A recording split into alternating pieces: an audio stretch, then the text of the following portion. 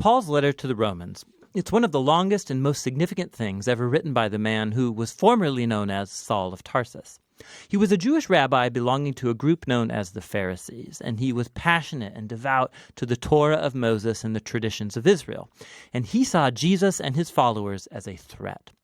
But then he had a radical encounter with the risen Jesus, who commissioned him as an apostle, like an official representative, to the world of non-Jewish people called Gentiles in the Bible. And so he started going by his Roman name, Paul, and he traveled all around the ancient Roman Empire, telling people about the risen King Jesus, and forming his followers then into these new communities called churches. And Paul would occasionally write letters to these new Jesus communities to help them foster their faith or answer questions, and the book of Romans is one of these. It was actually written quite late in his career. Now, we know from the book of Acts that the church in Rome had existed for some time, that it was made up of Jewish and non-Jewish followers of Jesus. But at one point, the Roman Emperor Claudius had expelled all of the Jewish people from Rome. And then about 5 years later, all of those Jews, including Jesus-following Jews, were allowed to return. And when they did, they found a church that had become very non-Jewish in custom and practice. And so this created lots of tension, so that by Paul's day, the Roman church was divided. People disagreed about how to follow Jesus. They were debating about whether non-Jewish Christians should celebrate the Sabbath or eat kosher or be circumcised. And so Paul wrote this letter to accomplish a few things. He wanted this divided church to become unified, and for a practical purpose. He was hoping that the Roman church could become a staging ground for his mission to go even further west, all the way to Spain. And so these circumstances are what motivated Paul to write out his fullest explanation of the gospel, the good news that he was announcing about Jesus' life, death, and resurrection. Now, the letter is designed to have 4 main movements, but it's unified as one long flowing exploration of the gospel. The gospel, Paul says, first of all, reveals God's righteousness, and then it also creates a new humanity, which fulfills God's promise to Israel. And so it's this gospel that's going to unify the church. In this video, we're just going to explore the ideas in chapters 1 through 4. So Paul opens by introducing himself as an apostle appointed by God to spread the gospel about Jesus, how he's the Messiah of Israel who was raised from the dead as the Son of God, King of the nations. And Jesus now calls all humanity to come under his loving rule. And Paul says this good news about King Jesus is, first of all, God's power to save people who trust in him, and second, that it reveals God's righteousness. Now, righteousness is a rich Old Testament word for Paul. It describes God's character, that he always does justice, what is right and what is good, but also that he is faithful and just to fulfill his promises. And Paul's saying that the story of Jesus shows how God has done both of these things. How? Well, he goes first into a long creative retelling of Genesis chapters 3 through 11. He shows how all the Gentile world, all the nations, have become trapped in the spiral of sin and selfishness. The human heart and mind are broken, Paul says. We've turned away from God to embrace idolatry, which means finding ultimate significance in created things and then giving ultimate allegiance to these things that are not God. This results in a distortion of our humanity and destructive behavior. And so what's left is a humanity that stands guilty as charged before a just and righteous God. To which the people of Israel might say, well, it's a good thing then that God chose our people out from among the nations. He saved us out of slavery in Egypt. He gave us the laws of the Torah, like the Sabbath and eating kosher and circumcision. And these all together show us how to live as God's holy people.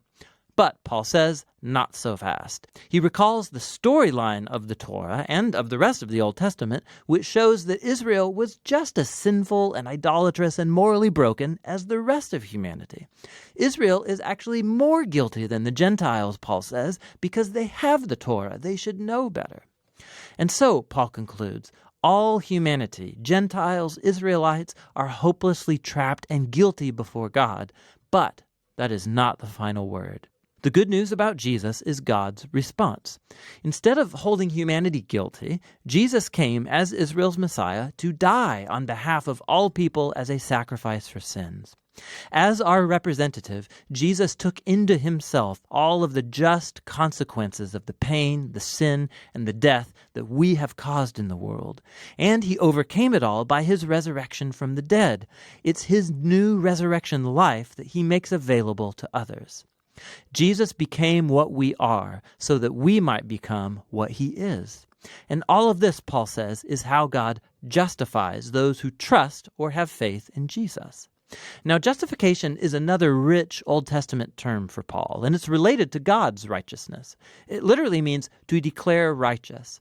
Because of what Jesus did on our behalf, we are given a new status before God. Instead of finding us guilty, God declares that a person is in a right relationship with him and is forgiven. Justification results in a new family. The person who trusts in Jesus is given a place among God's covenant people.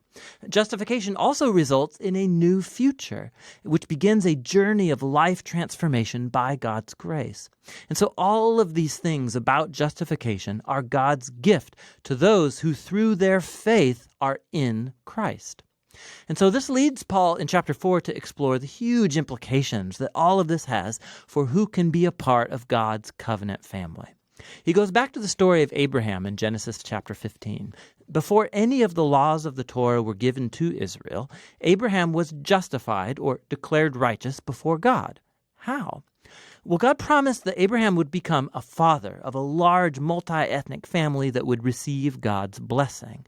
But he and his wife Sarah, they were really old. They had never been able to have children. But nonetheless, Abraham had radical faith and trust in God's promise, and so God declared him to be righteous. And so Paul says, now Abraham has become the father of God's new covenant family, and it's spreading all around the world. It's made up of Jews and Gentiles who have the same kind of faith and trust in the one who fulfilled God's promise to Abraham, Jesus the Messiah. So let's pause and summarize Paul's main ideas here in chapters 1 through 4, because they're the foundation for understanding the rest of the letter. All humanity is hopelessly trapped in sin and needs to be rescued. That rescue, however, is not going to happen by people trying to obey the laws of the Torah.